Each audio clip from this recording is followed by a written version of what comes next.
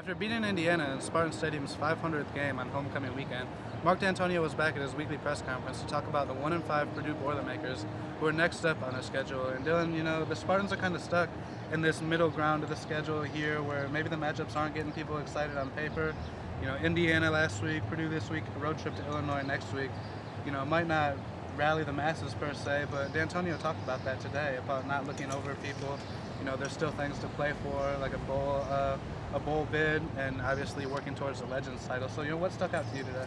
Well, Mark Dantonio's been emphasizing this season that they can't look over really any team. Every week in front of the media, it's one team at a time. He's going to talk about Purdue. He's going to talk about Iowa. Eventually he'll talk about Michigan, Illinois. It's just one team at a time. And when you're a team that just slinked into a bowl last season in the final regular season game, you're not in a position to look over any team. He kind of talked about last season being a little bit of an anomaly.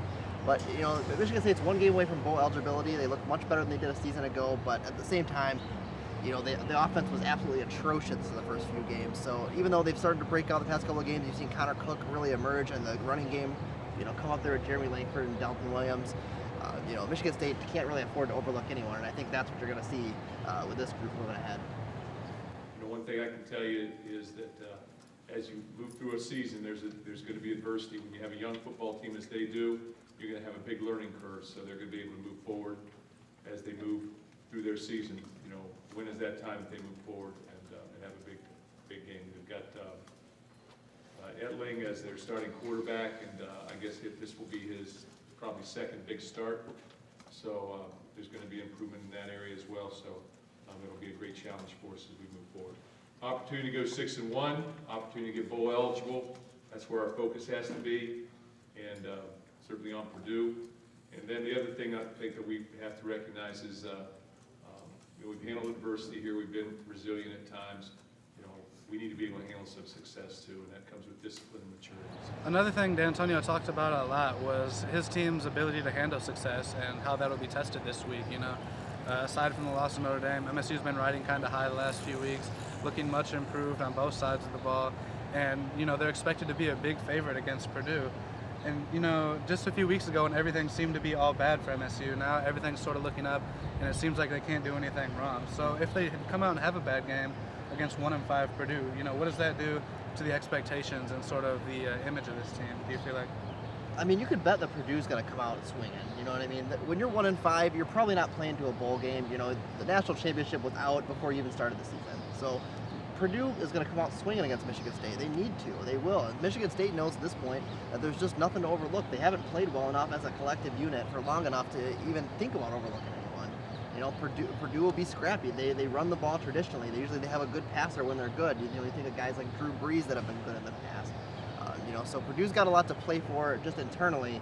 Michigan State has to keep their goals in front of them. Like the way they always talk about if they're going to have some success. They always are. Always are. I think it's natural when you have an opportunity to play as a starting quarterback, you're going to start to mature.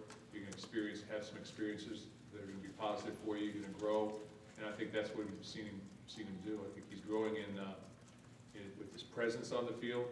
He's got a better presence, pocket presence, and I think he's always been pretty cool under pressure back there. Doesn't really get bothered by things when there is a mistake, but I think he's growing. He's making good decisions down the field, and I just see him taking big steps every single game to become better and better. So he's done a nice job for us. I want to see our football team come ready to play. We need to understand what's in front of us, not what lies behind us, but what's in front of us. Learn from our mistakes and grow. And want to constantly be stretched as a football team, so that we're getting better. We want to play our best football in November.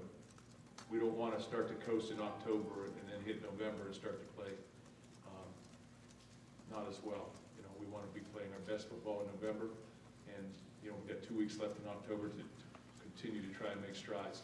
I think we have done that.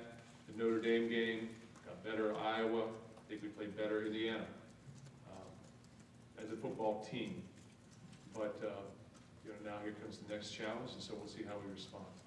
So like I said, on paper it might not be an exciting matchup that people are really anxious to see, but it could turn out to be an intriguing one. There's a lot of crossover between these two staffs. A lot of people on each coaching staff know each other from previous jobs or GA experiences.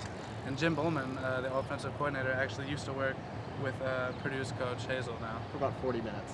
Yeah, for More a or little less. bit, for a little bit, very little bit. But anyway, keep checking statenews.com all week, guys, for all the coverage you need heading up to the Purdue game. And for Dillon Davis, I'm Stephen Brooks. We're signing out for today.